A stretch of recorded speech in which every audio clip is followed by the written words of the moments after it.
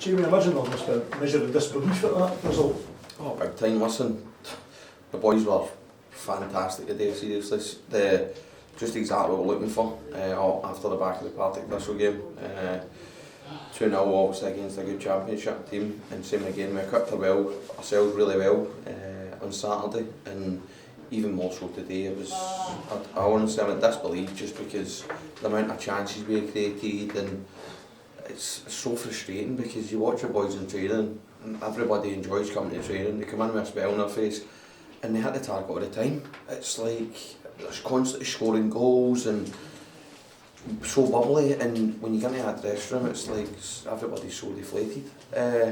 But listen, full credit to the boys. I know obviously we've not got any points today, but at the end of the day we can only just keep doing what we're doing there, and I'm pretty sure it'll turn. Listen, same again, still got maybe 5 or 6 injured at the minute, so we're still waiting some boys to come back in, but each to their own. I thought the starting boys and everybody that came on, and obviously get wee Joe on the bench and that as well. So listen, everybody's with us. There's no any kind of buddies thinking we were rubbish today, do you know what I mean? I think everybody's thought that.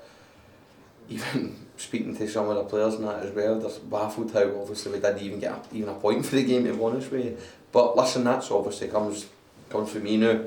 I think to pick the players up and get them obviously into the right mindset, and hopefully kind of against any we need to obviously go and hit the ground running against them. We're hearing it for the players walking past, because I mean, on another day, and I know it's an if, but I could be doing 5 or 6 goals. Yeah, definitely. Listen, there's been a few games this season as well. Like even you go back to like the Clyde game and that as well. I know maybe not as great as many clear-cut chances we have, but there's been games where if we get 1 goal, we could have had 3 or 4. And listen, that's full credit to the boys because they didn't stop at any point. They continue going, even when we're down to 1-0. They keep working obviously at the post, and it's just be silly things that only fall for us. But listen, that's up to myself to try and kind of rectify that, and hopefully we can start scoring goals.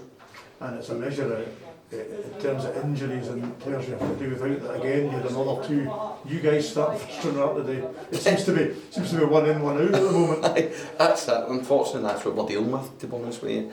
And obviously through COVID and things like that as well, it's hard. But listen, same again. I'm here to obviously win games for Stranraer, and obviously we need to start winning games. So fingers crossed, if we continue playing like that, we'll not be far away. How do you ensure that the players focus on the positives of the performance compared to obviously at the end of the day ultimately come away with nothing?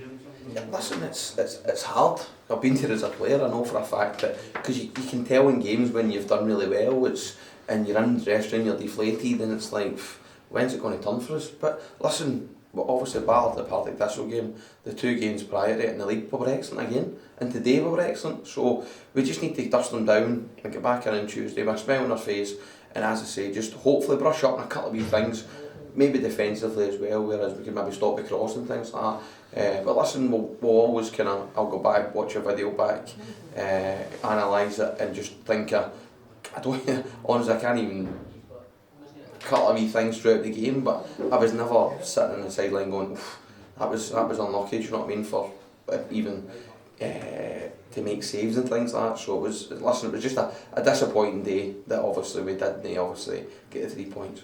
I think that's the thing, that obviously if Edinburgh City comprehensively outplayed you, and you come in here and hold your hands up that you got what you deserved, but it must be so bittersweet when, as you say, you've played so well, and then particularly when it's a reasonably late goal. It's hard to take. Definitely, because that's what I said at half time to the boys as well.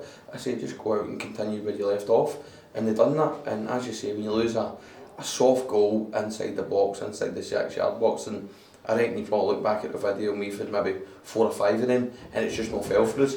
So listen, I'll analyse obviously the goal and how we can stop that from happening next week, and obviously just work on in the final third for ourselves. You mentioned the 5 or 6 folk missing. Are any of them close to returning? Hopefully we'll maybe have 1 or 2 back for the weekend. Obviously Big Hamill, maybe Josh Rennie, and hopefully Big Tommy Muir will be back in the next couple of weeks as well. So that's good news for Big Tommy. Obviously he's been a major setback after major setback, so hopefully we can get him back, and you'll obviously see what obviously he's been working hard in the gym, doing his PTs and things like that as well, so and he's a great boy to have around about the changing room. He done a warm up today, so fingers crossed he can come back in and obviously get his goals as well. That's brilliant. Thanks, Jamie. Right.